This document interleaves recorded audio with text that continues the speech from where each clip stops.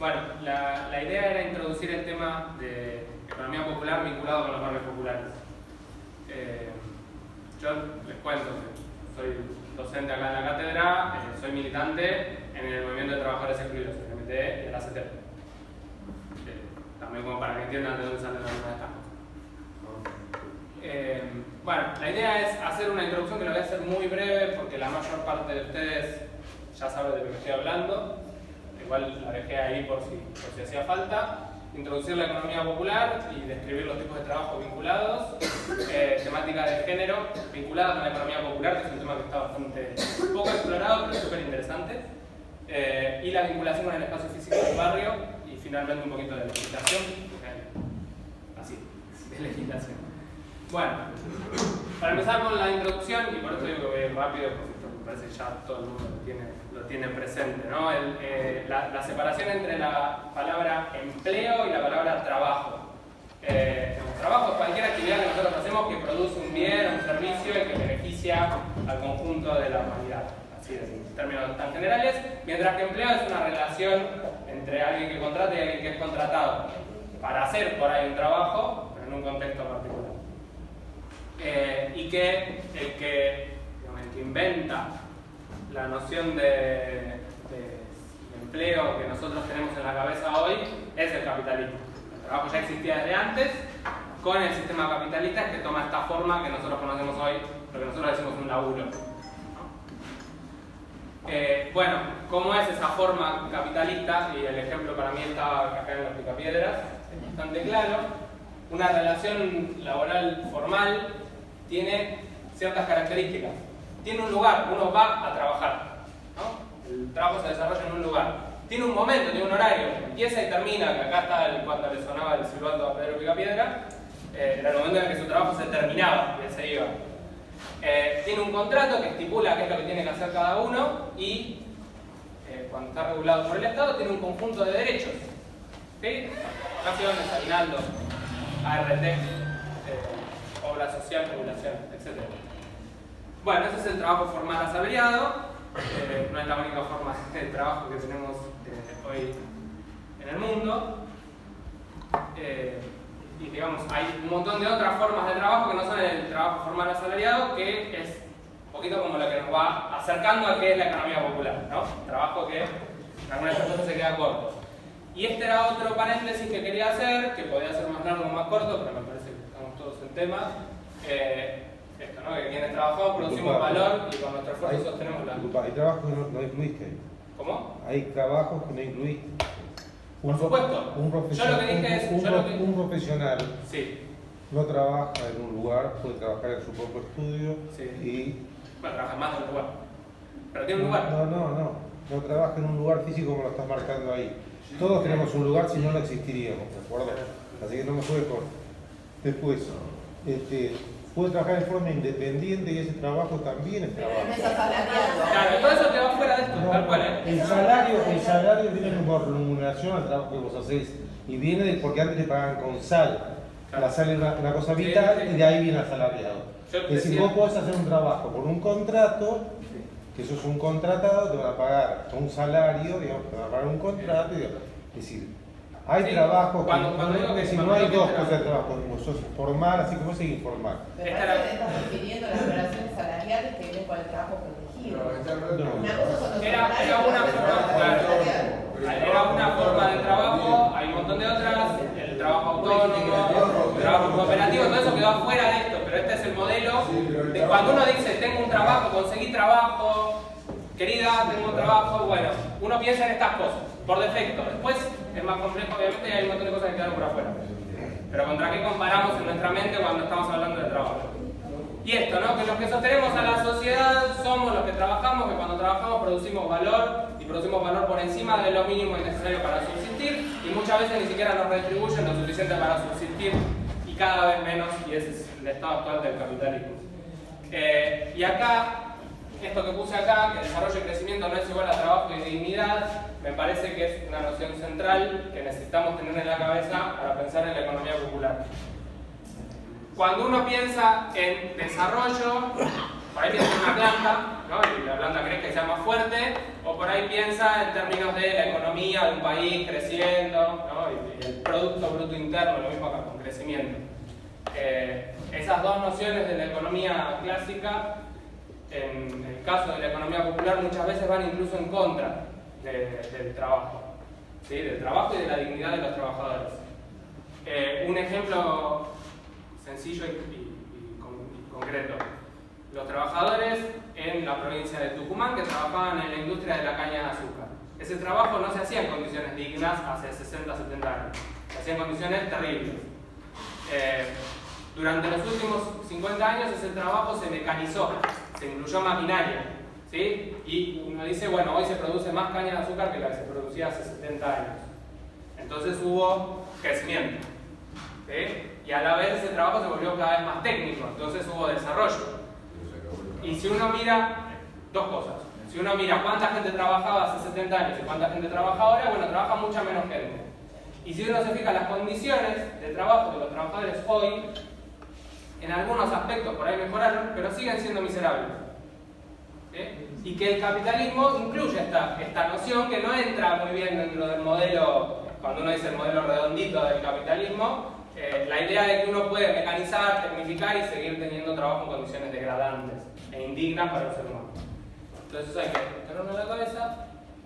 Bueno, este era así una pasada vuelo de pájaro por la historia argentina vinculada con el trabajo. Desde el modelo agroexportador a fines del siglo XIX, pasando por toda la época de sustitución de importaciones e industrialización, desde la Segunda Guerra Mundial más o menos en adelante. Acá la historia argentina difiere un poquito de la de Latinoamérica y en ese momento se la ponía como un ejemplo, como una excepción Argentina, porque cuando pasa esto en el mundo, estaban pasando una serie de cosas. En el mundo ese modelo de Pedro Picapiedra se lo concebía como el modelo hegemónico, ¿no? Un trabajo productivo, un trabajo muy mecanizado, muy estipulado, muy regulado. En Latinoamérica no llegó, en muchos casos no llegó, y era un problema para los economistas de esa época decir qué pasa con Latinoamérica que no tiene trabajo asalariado, trabajo en términos capitalistas, no produce de la misma manera. Bueno, Argentina un poco sí, entonces se pensaba, y nosotros en nuestra cabeza tenemos esa idea de que estábamos cerca, estábamos llegando a ese lugar de que nuestra economía iba a ser toda en blanco, toda formal, toda industrial. Bueno, eso entra, llega el año 76. Llega el 76. Llega el año 76. Cambia el modelo de acumulación del capital en nuestro país, bueno, un montón de cosas que ya sabemos, sobre las que no voy a abundar en este momento, y todo lo que era el trabajo industrial empieza a decaer. El trabajo industrial, el trabajo formal y el trabajo con derechos. Todo eso es atacado por este modelo que, con sus idas y vueltas, sigue estando vigente. Y una de las cosas que pasa, esto sí es común a todo el mundo, en todo el mundo pasó que desde los 70 en adelante hubo un retroceso de las condiciones laborales, hubo un retroceso de los derechos y hubo gente que quedó afuera del sistema laboral. Esto que por ahí en su momento acá se concebía como, bueno, esto es algo intermedio, hay gente que está quedando afuera pero la vamos a poder incluir, ya va a haber laburo para todos. Desde ese momento en adelante cada vez fue más lejano, ¿sí? Y creció el trabajo precario, creció el trabajo temporal, creció el trabajo en condiciones cada vez más complicadas. Y pasó en todo el mundo. Entonces hoy... ahí no estás incluyendo el cambio de tecnología y no estás cambiando la estructura de energía. Pero cuando vos hablas de la década del 70, pasaron dos cosas importantes que no mencionás. La crisis del petróleo. Sí, bueno, obviamente estoy hablando. Lo tenés que meter. Si vos estás haciendo un planteo, por más que sea rápido, hay cosas que tenés que meter en tu planteo. Es decir, el cambio de la tecnología es importante. Sí, pero entrarían muchos matices que sería muy difícil. Sí, yo a lo que apuntaba, sobre todo pensando que en la clase intenta introducir economía popular, es que acá había gente que desarrollaba actividades y llegaba, digamos, paraba la olla haciendo cosas que no eran consideradas productivas, que no eran consideradas un trabajo, que quedaban afuera en los márgenes, que no eran contabilizadas. Pero acá decían, bueno, son actividades marginales. No están en el margen, están al costado. Si hay un señor que sale a la calle todos los días a juntar latitas y vende las latitas, entonces es una actividad marginal. Es una actividad que le permite subsistir, una actividad mínima, pero que eventualmente le va a llegar el capitalismo a él y se va a convertir en un oficinista de tráfico urbano. Bueno, eso empieza a entrar en crisis. Sobre todo me interesa centrarme sobre esa gente. Eso que se llama emprendedurismo. Exacto, emprender, sí, tal cual, los emprendedores. Bueno, de hecho, este es un fragmento de una nota de Clarín de este año, de hace unos meses, cuando salieron unos datos de empleo. Decía, el empleo que más viene creciendo es el de los asalariados en negro y el de los cuentapropistas informales. El número de desocupados también crece mientras retrocede los que trabajan en blanco. En total, hay 7,5 millones de puestos de trabajo no registrados en la informalidad y 1.750.000 desempleados. La masa laboral, o sea, la cantidad de personas en situación de poder trabajar en este país es del orden de los 20 millones de personas, de los cuales en blanco estamos, tengo la suerte del privilegio de estar en blanco, en una parte de mi trabajo, somos 10 millones, más o menos. ¿Sí? Millón más, millón menos. Y acá, sumando estos dos números, da más o menos otros 10 millones.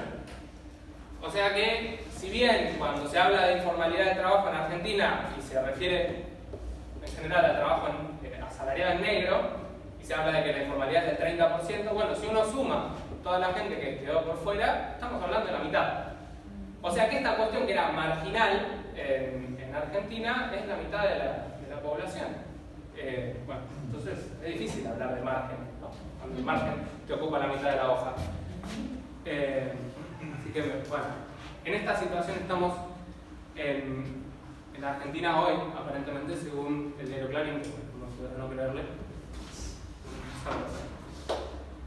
Para describir cómo funciona la economía hoy en Argentina, usamos este concepto de que la economía se mueve a 3 velocidades. Porque, ¿qué pasa? Si bien el trabajo industrial, el trabajo mecanizado, el trabajo fordista entró en crisis, sigue existiendo.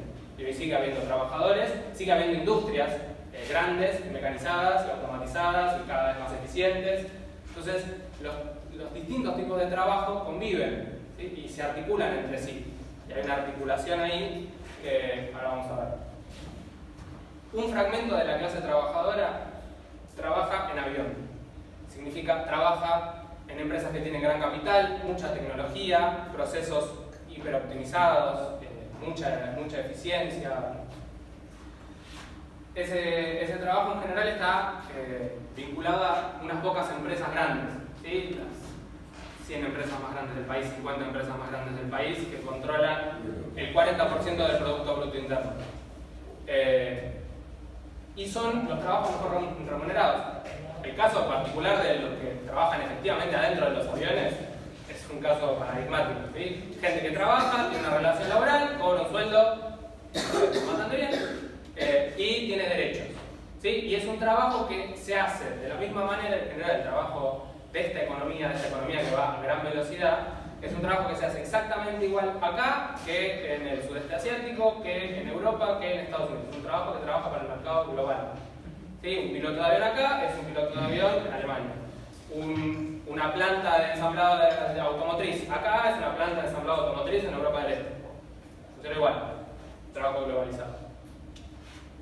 Cerca de eso. ¿Cuántos son? ¿Cuánto es la economía en avión? Creo que es el 30% de la masa salarial del lugar. Pero la verdad que es difícil distinguir porque este mecanismo de trabajo, el trabajo que llamamos en tren, es un trabajo que tiene maquinaria, pero no se mueve a la misma velocidad. ¿Sí? Un tren no va a la misma velocidad que un avión. Acá se ubican empresas, sobre todo pymes, y empresas que son subsidiarias de estas grandes empresas. Cuando uno mira, por ejemplo, la industria automotriz de Argentina, ve que hay 5 o 6 empresas multinacionales que son las terminales. Peugeot, Ford. y un conjunto de cientos de empresas pequeñas que producen alguna pieza en particular para esas empresas. ¿Sí? ¿Quién se queda con el dinero? Se quedan las grandes empresas. ¿Quién se come todos los costos hundidos? Las empresas pequeñas. Y son las que producen la mayor parte del trabajo industrial en Argentina. Sí, esto se habla mucho en esta época que hay mucha discusión de modelos económicos y todo. El que da trabajo en Argentina es la pyme. ¿Sí? La pequeña y mediana empresa. 70%.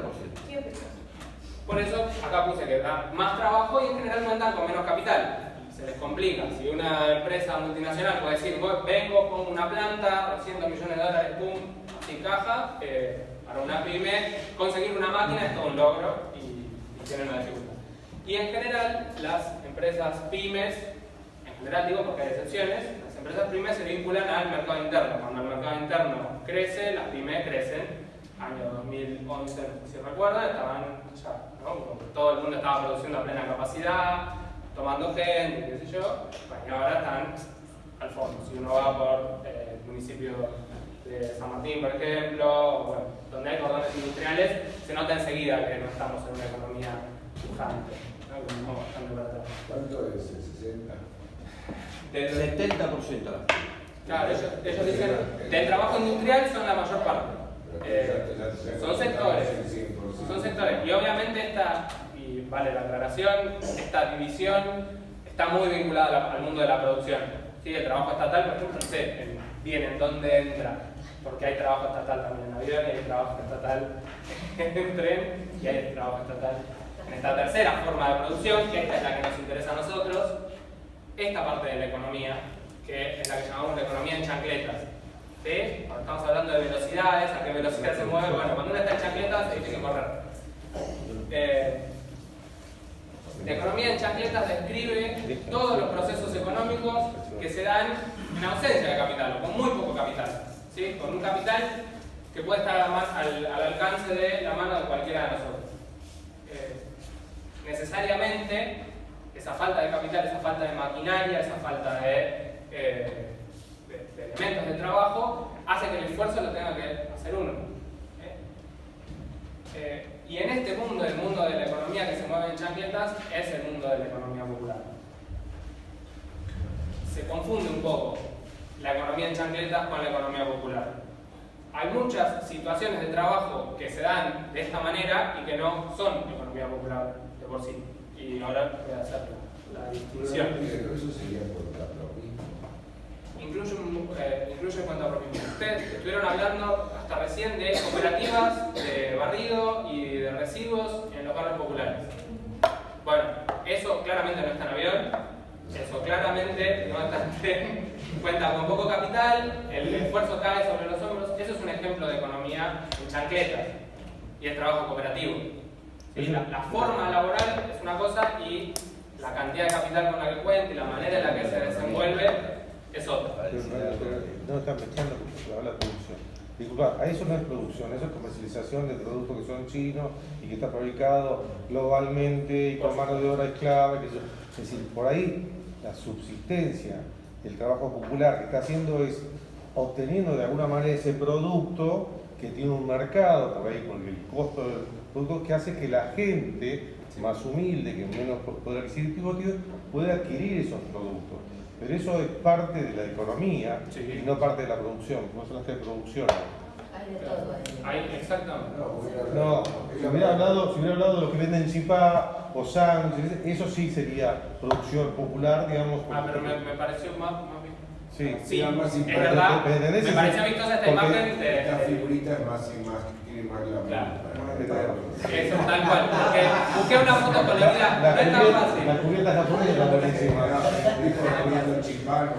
De hecho creo que es de Colombia esta foto, ni siquiera de acá. Bueno, entonces, habiendo hecho esa introducción muy abuelo de pájaro, podemos empezar a pensar qué sí es la economía popular. Ya dijimos que está dentro de la economía en chancleta, ¿no? O sea, es una economía que se mueve a una velocidad no compatible con el estado de desarrollo de la técnica del siglo XXI. ¿Qué es la economía popular? Bueno, y acá tengo que hacer un pequeño paréntesis por los términos. Esto muchas veces se usan como sinónimos y no lo son. Bueno, en realidad, si lo son o no lo son, es un debate, es una discusión. Es una discusión activa en el mundo de las organizaciones populares, en el mundo de los investigadores, los intelectuales vinculados al mundo del campo popular. Así que voy a hacer una breve introducción para, por lo menos, que estemos sobre el terreno común. Bien, hay un concepto que es el de economía social y solidaria. ¿Sí? Cuando uno piensa en economía social y solidaria, se imagina un emprendimiento cooperativo vinculado a situaciones de pobreza y a una manera de salir de la pobreza asociándose y con fines de producción para comercialización en términos justos, ¿no? Como que uno piensa en una serie de formas de trabajo que tienen que ver con la solidaridad, con superar la lógica del capitalismo, ¿no? con modelos de producción más justos. Bueno, este concepto lo usa muchísima gente, incluso en el Estado, cuando habla de qué hago con la gente que está en situación de pobreza, etc. Bueno, vamos a darles emprendimientos de la economía social.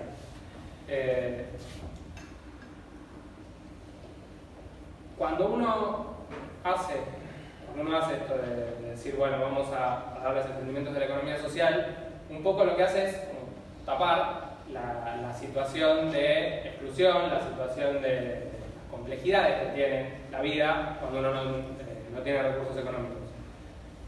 Digamos, asumir que porque una persona es pobre o una persona está con escasez de recursos va a comportarse de forma solidaria es hacer como una especie de dibujo de la persona, ¿sí? un esquema. Y no es así, no tiene por qué ser así. Entonces, cuando uno habla de economía social, por ahí está haciendo una caricatura de las personas que no refleja la realidad.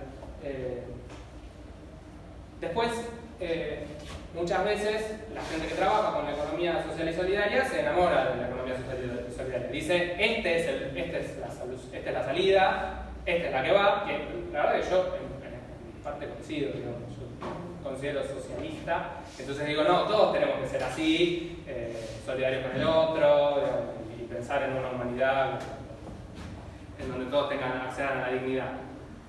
Y cuando se enamora dice, bueno, no, esto es lo mejor, esta manera de producción es superior, es mejor que otras formas de producción, cuando en la realidad con los emprendimientos con poco capital se encuentran con un montón de dificultades y a veces cuesta, y sobre todo, esta es una experiencia concreta de militancia mía previa, cuando uno quiere trabajar con la gente solidaria y digamos, con una conciencia superior, se encuentra con que es poca la gente con la que puede trabajar. ¿Sí? La mayoría de los emprendimientos terminan siendo emprendimientos chicos, de escala pequeña. Es difícil escalar eso que uno puede hacer en una cooperativa entre 5 o 10 personas a 75.000 personas, a 100.000 personas, a 500.000 personas. Es una solución para pocos. Y eso es problemático. Por eso están todas estas cuestiones entre la economía social y solidaria. Después hay otro concepto que se usa, que es el de... lo último que no me había dicho, es dentro de lo que se llama economía social y solidaria en el mundo, está todo el movimiento cooperativo. El movimiento cooperativo tiene una historia larguísima en la que no me voy a meter, pero incluye, por ejemplo, el Banco Credicop. El Banco Credicop es una empresa cooperativa. Hay una empresa española que se llama Mondragón, que es un ejemplo de cooperativismo en el País Vasco, que también es una empresa cooperativa. Y esas empresas cooperativas, por ahí poco tienen que ver con la cuadrilla de gente que barre en un barrio popular. ¿Sí? Sin embargo, la economía social y solidaria parece que las agrupa y las pone en pie de igualdad, cuando son claramente dos formas de producción distintas. Sí, pero el banco cooperativo te cobra las mismas tasas que el banco común. Por ahí, si vos hablaras del banco de los pobres, es una experiencia distinta. Es distinto, porque los dueños del banco son los mismos que van adquiriendo. ¿Y en el Credicop no es también así? No. Y los directores son multimillonarios. Te digo para que no la uses, ¿no? Ya son banqueros. Claro. Antes el Santander Río, nosotros éramos si vos usas el banco de los pobres, Sí, si vos querés para funcionar, yo te traigo un librito de... de economía. Es un banco de los pobres y trabaja para escala de esa. ¿De acuerdo? Bueno, el otro concepto que se usa es el de economía informal, que eso también es como un término paraguas que cubre todos los casos no descritos por la economía formal, que es, bueno, como decían acá en una materia, hablar de, cuando hablan de dinámica lineal y no lineal, decir, bueno, economía informal es como los animales que no son elefantes, o como que uno está describiendo un montón de cosas a partir de lo que no es, pierde un montón de complejidad. Bien, sobre todo la economía informal, la idea de la economía informal se enfoca mucho en cuál es la legislación, qué se está incumpliendo, como está muy bien en el plano de lo jurídico. ¿Sí? Es tan informal, no sé, mi tío haciendo trabajos de arquitecto y digamos, no cobrándolos en blanco, eso es informal, Claro. pero claramente no es equivalente a lo que quiero llegar, que es a la economía popular, ¿no? Entonces, Bueno, tanto el concepto de economía social y solidaria como el concepto de economía informal son problemáticos para trabajar esto. Y a esto yo propongo, contrapropongo la idea de economía popular. Entonces, vamos a darle características, vamos a darle contenido a la economía popular. Y acá les doy una definición. Yo traté de no tener un lenguaje un poco accesible, pero me puedo haber equivocado porque es un vicio de la academia, así que traté de escribirlo. Entonces, definimos a la economía popular como procesos económicos periféricos, inmersos en la cultura popular, basados en medios de trabajo accesibles y desprotegidos. Digamos, término por término. Primero que son periféricos, esto que efectivamente crecen, pero no en la periferia en términos de que son marginales, sino en términos de que están lejos del centro de la producción capitalista, la producción que acumula capital, esa producción que se parece más a la economía en avión. Bueno, estos en general aparecen a los costados, ¿sí? Y nacen como una resistencia, nacen como un proceso de resistencia. Esto sí tiene que ver mucho con la historia de nuestro país y nosotros me parece que lo tenemos como muy presente. Desde los 70 hasta los 2000, o sea, todo ese periodo largo de pérdida de trabajo, hubo un fenómeno de desocupación creciente que era inédita en la historia del siglo XX de nuestro país. Y esa crisis llevó a que la gente se empiece a proponer inventarse un trabajo. ¿Sí? Mucha gente de hecho en mi caso, cuando uno charla con la gente del movimiento de trabajadores escritos, con los cartoneros, se encuentra con que a veces en la familia los abuelos habían tenido un trabajo industrial en blanco, los padres habían quedado desocupados, ¿sí? Y en esa desocupación empezaron a tener que recolectar residuos para venderlos y obtener una subsistencia. Que ese trabajo que antes se llamaba de cirujeo, el trabajo de cirujeo, que por ahí era intermitente, ocurría cada tanto, ¿no? Cuando no había guita, bueno, salíamos a cirugiar un tiempo, nos cuentan los propios cartoneros de chicos, acompañaban a los padres a cirugiar. En los 90 empieza a ser sistemático, o sea, es la única forma de conseguir el sustento. Y entonces se empieza a convertir en un trabajo. Y se constituye cooperativa. Claro, eso viene después, pero al principio era solamente una actividad de subsistencia, y es una actividad de subsistencia que para nosotros es muy importante como resistencia. Cuando se crean los movimientos de trabajadores desocupados, hay una noción de nosotros somos trabajadores en situación de desocupación, ¿no? Y peleamos por trabajo digno.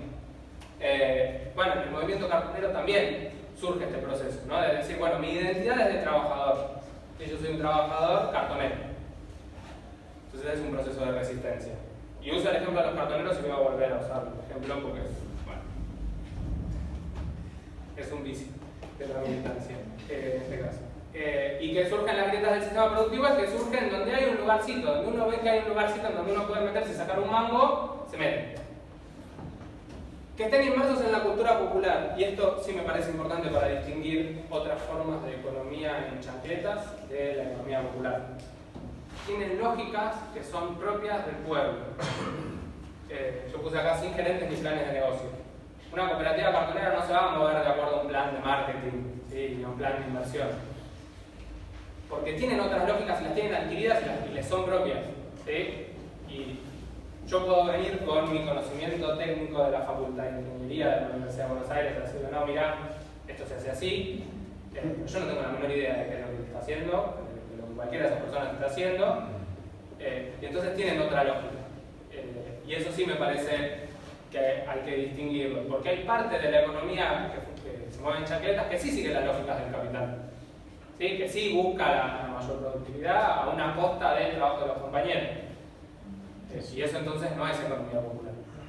A pesar de que mismo el cartonero, no es por la función, sino por la forma que le encarga. Exactamente. Sí, cuando alguien se piensa como el patrón del compañero, ya no está pensando como una persona de la economía popular, está pensando como un patrón, está pensando como un capitalista. Y esto es algo que no es que no ocurre, algo que ocurre. Entonces, bueno, y también sí me parece importante marcar que todas las fronteras que yo marco, las distinciones, son permeables, ¿no? Son fluidas. Y el mundo de la economía popular es extremadamente fluido, es muy difícil de encasillar. De hecho, ahora vamos a ver. Hay mundos por ahí más del día a día, que la gente vive de lo que hace en el día y lo consume en el día. No puede acumular el chico, el día que, no sé si se acuerdan, a mí me pegó de cerca porque era un estudiante mío. Vieron una vuelta, es la anécdota, ¿no? Cuando fajan unos pibes en Constitución, unos vendedores ambulantes que eran senegaleses, se meten militantes de mi organización a separar y los meten presos a ellos también, y entonces movilizamos a la comisaría y estaba Grabois mismo en la puerta y lo meten preso a él también. No, esa escalada represiva. Bueno, entre toda la gente que cayó en la volteada, que había un estudiante mío, no me preocupé, cae un chico que vende sándwiches de milanesa. ¿Sí? Y el peor daño que le hicieron a ese chico que vendía sándwiches de milanesa era que su capital de trabajo eran los sándwiches de milanesa que tenía en ese momento. Él no tenía un mango y se los decomisaron y los perdió. Que entonces tuvo que pedir prestado para poder comprar, para hacer sándwiches de milanesa, para poder vender, para empezar a reacumular el capital. Y es tal cual, es el día a día. ¿Sí? Es algo que un día aparece, otro día desaparece. Y se lo hacen a los senegaleses. Sí, tal cual. Bueno, que son accesibles, estos son trabajos que en general están al alcance de cualquier persona. ¿Sí? Uno está en una situación de necesidad y sale con un carro, con lo que sea, a recolectar fierros y va y los vende y hace un mambo. ¿Sí? Con eso se puede comprar el sándwich. Y que son desprotegidos, que absolutamente por ser considerados por la teoría económica como algo marginal, algo que no merece el más mínimo de atención, no hay ningún tipo de regulación ni derechos. Es un trabajo que se hace de lunes a lunes. Si no hay ningún sindicato de... Bueno, ahí nos ponemos, ahí empiezan las